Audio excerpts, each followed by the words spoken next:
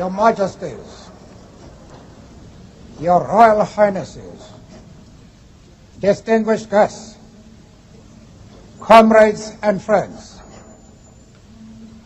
today all us do, by our presence here and by our celebrations in other parts of our country and the world, confer glory and hope to newborn liberty. Out of the experience of an extraordinary human disaster that lasted too long, must be born a society of which all humanity will be proud. Our daily deeds as ordinary South Africans must produce an actual South African reality that will reinforce humanity's belief in justice, strengthen its confidence in the nobility of the human soul, and sustain all our hopes for a glorious life for all. All this we owe both to ourselves and to the peoples of the world who are so well represented here today. To my compatriots, I have no hesitation in saying that each one of us is as intimately attached to the soil of this beautiful country as are the famous jacaranda trees of Pretoria and the mimosa trees of the Bushveld. Each time one of us touches the soil of this land, we feel a sense of personal renewal. The national mood changes as the seasons change. We are moved by a sense of joy and exhilaration when the grass turns green and the flowers bloom. That spiritual and physical oneness we all share with this common homeland explains that the depth of the pain we all carried in our hearts as we saw our country tear itself apart in terrible conflict, and as we saw it spent, outlawed, and isolated by the peoples of the world, precisely because it had become the universal base of the pernicious ideology and practice of racism and racial oppression. We, the people of South Africa, feel fulfilled that humanity has taken us back into its bosom, that we, who were outlaws not so long ago, have today been given the rare privilege to be hosted to the nations of the world on our own soil.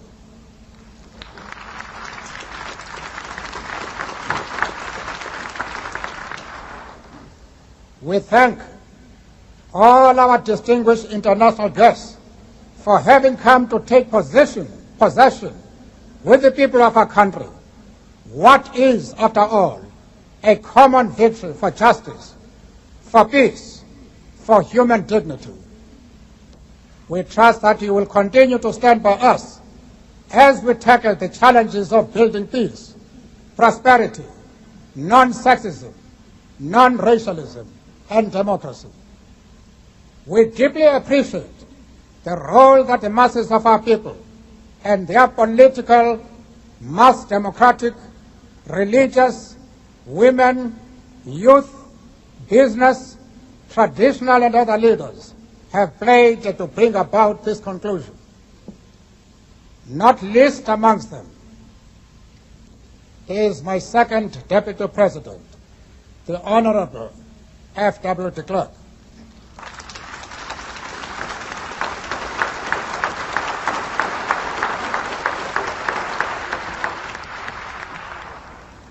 We would also like to pay tribute to our security forces in all their ranks for the distinguished role they have played in securing our first democratic elections and the transition to democracy from bloodthirsty forces which still refuse to see the light. The time for the healing of the wounds has come. The moment to bridge The chasms that divide us has come. The time to build is upon us. We have at last achieved our political emancipation. We pledge ourselves to liberate all our people from the continuing bondage of poverty, deprivation, suffering, gender, and other discrimination. We succeeded to take our last steps to freedom in conditions of relative peace. We commit ourselves to the construction of a complete, just, and lasting peace. We have triumphed in the effort to implant hope in the breasts of the millions of our people. We enter into a covenant that we shall build a society in which all South Africans, both black and white, will be able to walk tall without any fear in their hearts, assured of their inalienable right to human dignity, a rainbow nation at peace with itself and the world. As a token of this commitment to the renewal of our country, the new interim government of national unity will, as a matter of urgency, address the issue of amnesty for various categories of our people who are currently serving terms of imprisonment.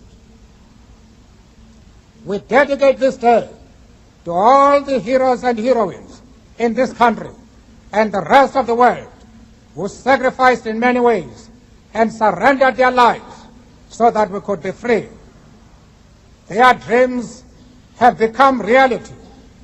Freedom is their reward. We are both humbled and elevated by the honor and privilege that you, the people of South Africa, have bestowed on us as the first president of a united, democratic, non-racial, and non-sexist South Africa to lead our country out of the valley of darkness. We understand it still that there is no easy road to freedom. We know it well that none of us acting alone can achieve success. We must therefore act together as a united people for national reconciliation, for nation building, for the birth of a new world. Let there be justice for all. Let there be peace for all. Let there be work, bread, water, and salt for all. Let each know that for each, the body, the mind, and the soul have been freed to fulfill themselves. Never, never, and never again shall it be that this beautiful land will again experience the oppression of one by another and suffer the indignity